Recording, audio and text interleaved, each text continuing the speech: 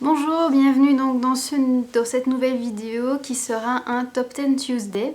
Alors vous vous dites, mais on est mercredi pourtant.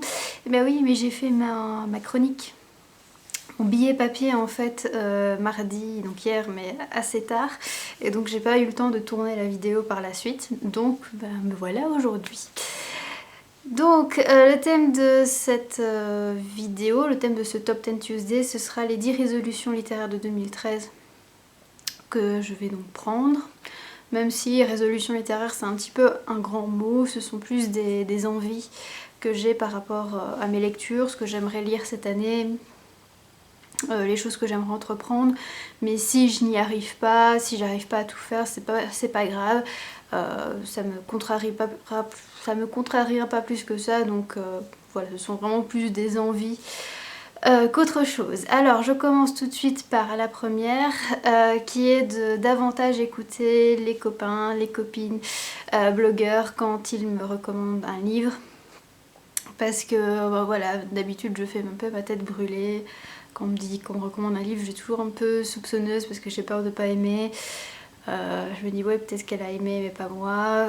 Et l'année passée en fait je me suis rendu compte qu'il y a plein de livres comme ça que j'ai découvert suite à ce qu'on me les avait recommandés plusieurs fois et que j'ai passé vraiment un excellent moment avec ces livres. Donc ce ne sont pas tous des coups de cœur, mais ce sont vraiment été tous des bonnes lectures. Donc voilà, cette année je vais davantage vous écouter. Donc voilà, si vous avez des livres à me recommander, je vais essayer de faire un effort cette année.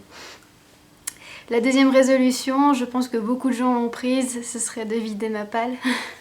Parce qu'elle est très très grande, elle fait plus de 150 livres, tout compris, hein, donc les BD, etc.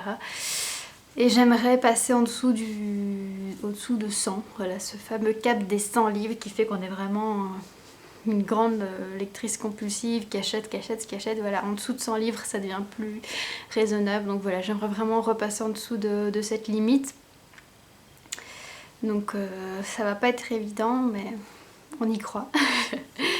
Ma troisième résolution sera de lire davantage de BD et de manga. Et c'est aussi un moyen de faire baisser ma palle également, parce que j'ai beaucoup de BD, j'ai beaucoup de mangas dans ma palle. Ce sont des livres vraiment faciles à lire, qui se lisent très très vite. Et je les lis finalement assez peu. Je prends rarement le temps de me dire tiens, il faudrait que je lise au moins par exemple une BD par semaine. Pourtant ça irait tellement vite. Et voilà, je prends pas le temps. Je préfère me focaliser sur mes lectures, mes romans plutôt que ça. Et voilà, je devrais vraiment plus les mettre en avant, surtout que j'ai rarement eu de gros flops dans ces matières-là. En fait, en BD, en manga, je suis plutôt bon public, j'ai l'impression. Alors la quatrième résolution, ce sera de faire des lectures communes avec vous, avec tous les blogueurs, avec tous les vlogueurs également que je côtoie. J'ai déjà fait donc plusieurs lectures communes comme ça, avec échange de mails où on n'arrête pas de se parler de notre lecture en cours, et j'adore ce principe parce que ça permet, si on se connaît pas trop, de nous découvrir, de s'attacher l'un à l'autre, et ça permet également de garder le contact si on s'est déjà vu ou si on s'est déjà croisé plusieurs fois sur la toile. Et j'aime beaucoup ce principe d'échange. Donc voilà, j'espère en faire des tas et des tas cette année. C'est bien parti pour l'instant vu que j'en ai déjà 2 prévus. Voilà, donc mais si vous voulez lire un livre avec moi, franchement, n'hésitez pas une seule seconde. Vous m'envoyez une petite demande par mail par exemple, ce serait le plus simple. Et on en discute et voilà, je trouverai toujours un moment pour lire un livre. Pour lire un livre avec vous, c'est sûr. Alors, la cinquième résolution, ce sera d'avoir de moins en moins de séries en cours.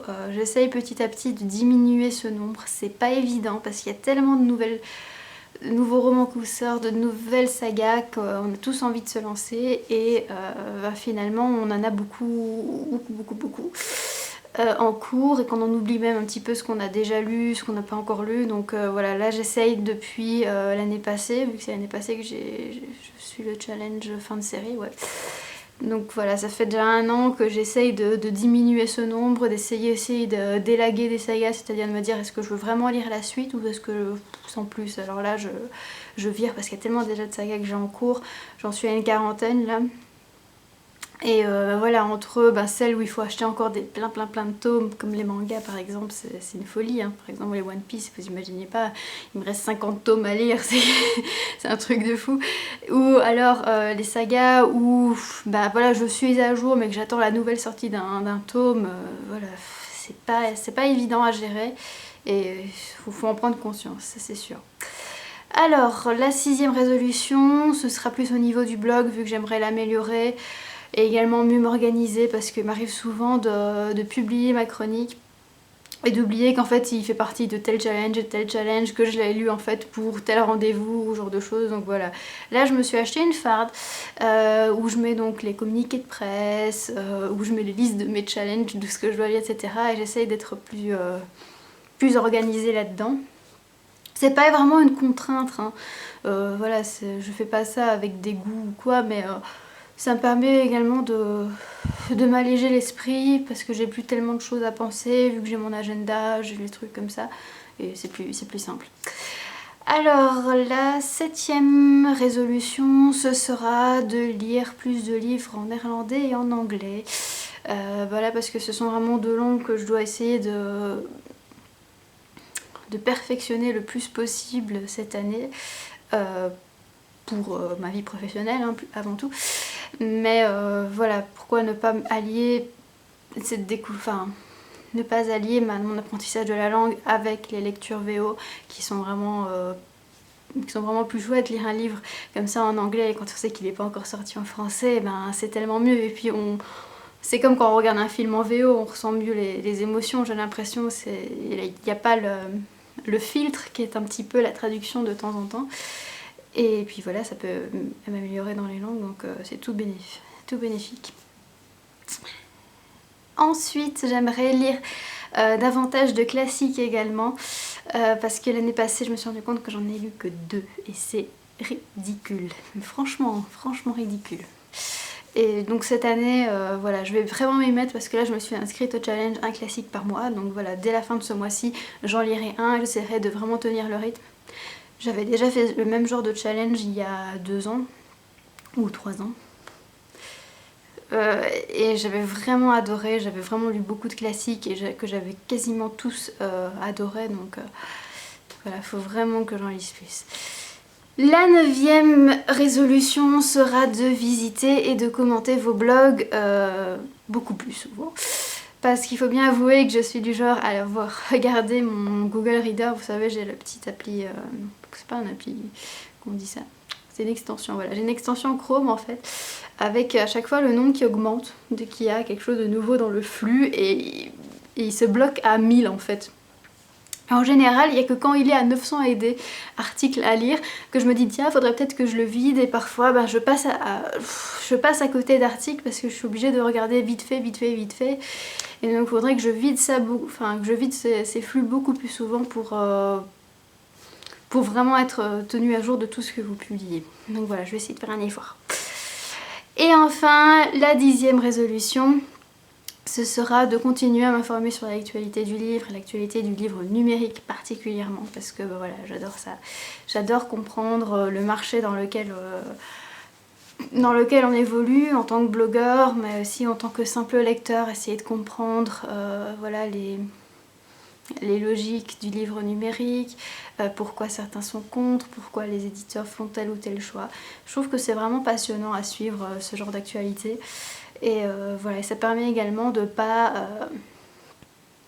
être couillon, j'ai envie de dire, d'être vraiment au courant de ce qui se fait, de ce qu'il faut savoir quand on achète une liseuse au niveau des e-books, etc.